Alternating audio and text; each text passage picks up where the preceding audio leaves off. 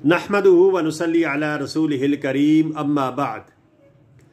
आज की वीडियो में मैं आपके सामने सूरा तबारकल्लज़ी की फजीलत बयान करूंगा।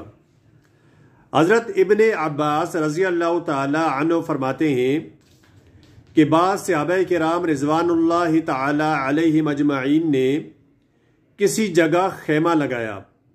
उन्हें इल्म न था कि वहाँ कब्र है। अचानक खेमा लगाने वालों ने उस जगह किसी को सूरा तबारकल्लज़ी पढ़ते हुए सुना, तो उन्होंने आकर हुज़ूर सल्लल्लाहु अलैहि वसल्लम से अर्ज़ किया।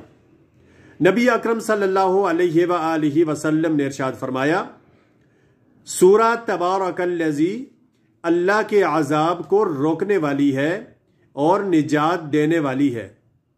हज़रत जाबिर रज़ी अल्लाह ताला अन्हु फरमाते हैं कि नबी अकरम सल्लल्लाहु अलैहि वसल्लम उस वक्त तक न सोते थे जब तक सूरा अलिफ लाम मीम सजदा और सूरा तबारकल्लज़ी न पढ़ लेते।